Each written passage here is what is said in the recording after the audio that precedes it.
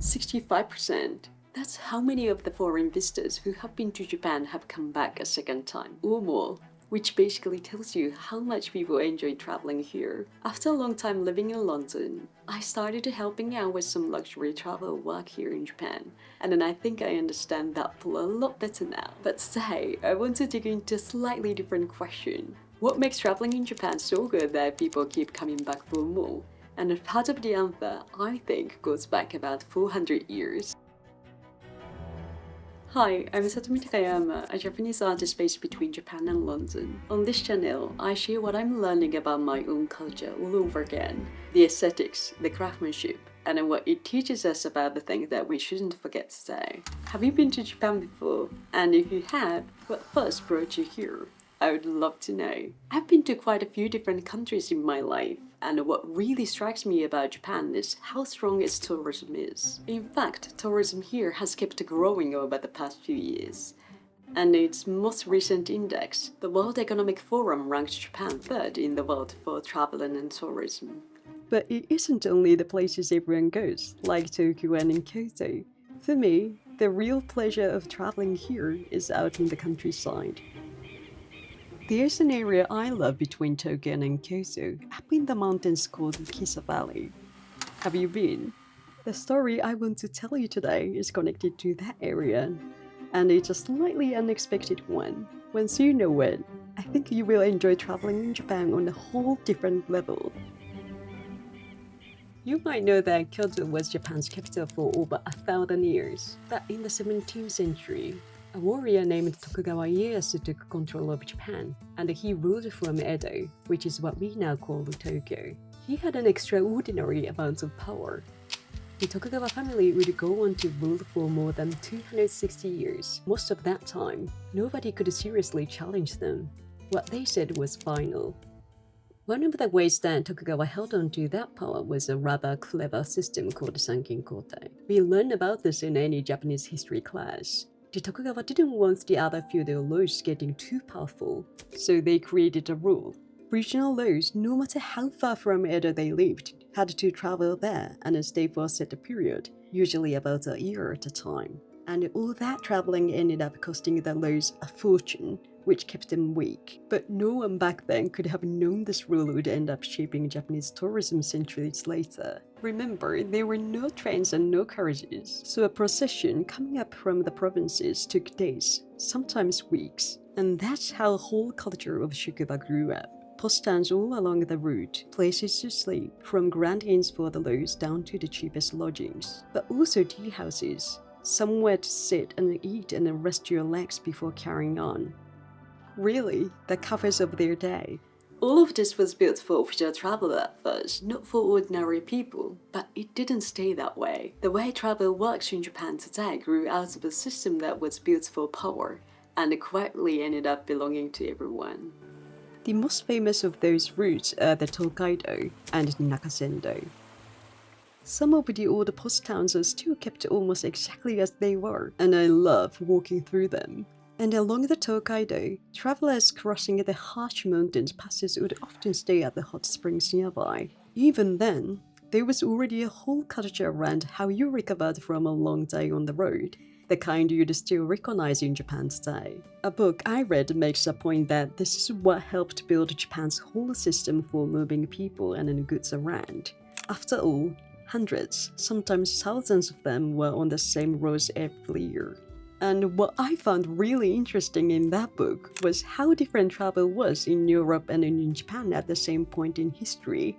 In Europe, around the same period, traveling wasn't quite such a casual thing. Wars were frequent, and the roads carried real risk.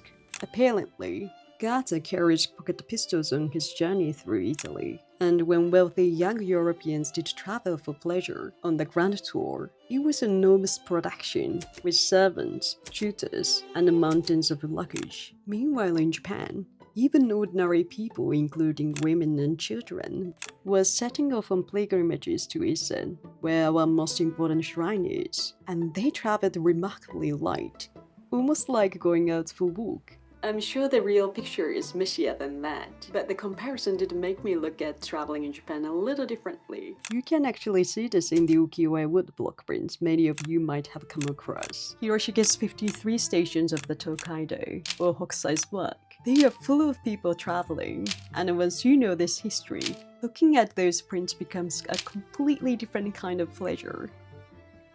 And even then, travel in Japan was about more than just getting somewhere. People stopped to look at the seasons, went to the local festivals, ate whatever each town was famous for. The journey itself was a point, and I think that's still how travel feels in Japan today.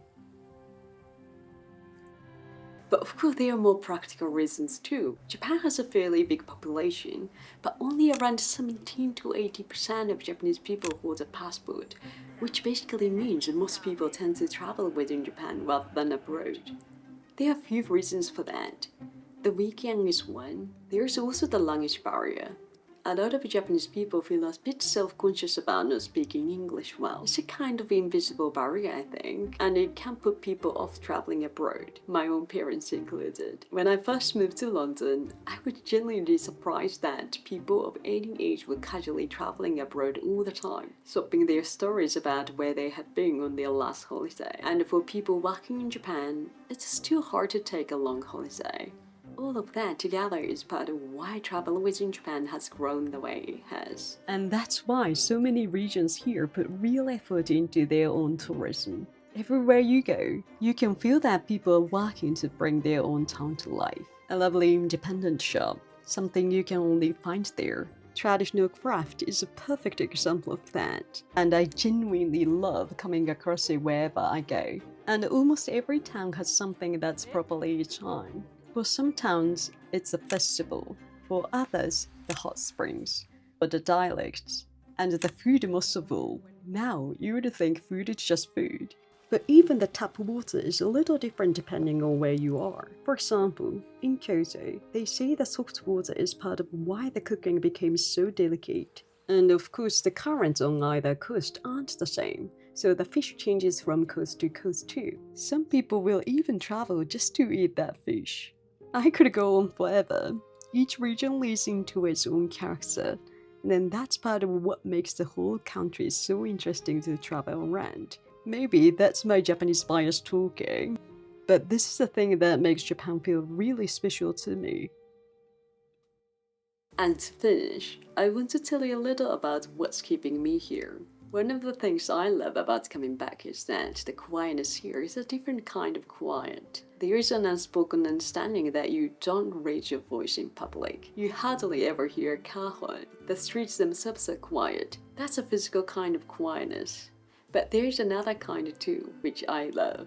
A quietness you find in the space itself. Garden design, interior design. There's a real culture here around me. The idea of leaving a space on purpose and being inside that kind of space genuinely settles me. That's not always what I want, of course. Sometimes a room full of art and energy is exactly what I need. But when I want to sit with myself, Japan has so many places built for exactly that. And that, I think, is one of the biggest reasons I want to stay here right now. It's still a half-formed idea, but I would love to create that same kind of quietness somewhere abroad one day. The travelers on those old roads walked for days to reach Edo, resting in the post towns each night before setting off again the next morning. But if efficiency was all that mattered, none of what we see today would exist. And I think it was exactly that unhurried pace that shaped the whole culture around it. For example, people actually wrote poetry as they walked. Basho's Narrow Road to the Deep North is a book I talked about in my previous video, and it came out of a journey like that. These days, we tend to rush from one place to the next. Get there, tick it off on the next one. But maybe what makes a journey is what sits in between. The things you didn't plan for, the stretches where nothing much seems to be happening. And that's the kind of quiet I love. Is there a place in your own country where even the journey there is part of the pleasure? There's still so many places I don't know. I would really love to hear about them in the comment. Anyway, I'll keep sharing more of this, both from Japan and elsewhere, so if you haven't subscribed yet, I would love to have you along. I might also put together some experiences here in Japan at some point, things you could take part in. I'll share those first in my newsletter or on Substack in a space called Quiet Japan. That's also where I go deeper in writing on anything I didn't get to here, and it works well as a podcast too. So if any of that sounds like your kind of things, do come and have a look. Thank you so much for watching until the end. See you in the next one. Thank you so much for watching today's video. How have we been up to? So it's boiling hot in Japan right now. It's because it's really humid, and that makes it feel even hotter than it sounds. And yeah, I just wanted to give you an update. I'm going back to the UK very soon, maybe like next month. It's gonna be a short stay, like a month or something.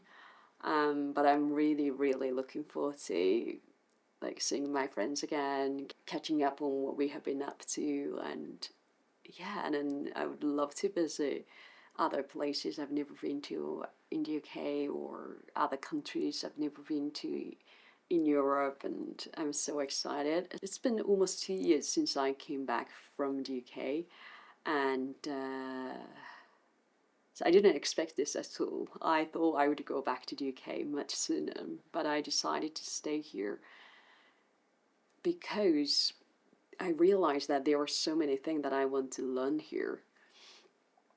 Although I've been talking a lot about the Japanese cultures on my channel recently, it doesn't mean that I prefer Japanese things. I do love both Western culture and because it's completely different from Japan, so learning different culture is something that I always get inspiration from, and I'm so excited to going back. I'm just so excited to go back there. Yeah, so I'm thinking of maybe visiting some craft related places, or I don't know, maybe I could do some interviews, or I haven't decided what I'm gonna do, so I have to make a plan. Yeah, oh god, I don't know how it has been changing since I left. That's another thing that I want to see. So I will definitely make some videos while I'm there, so stay tuned. I hope you are all well, and yeah, stay tuned. Thank you so much for watching. Bye.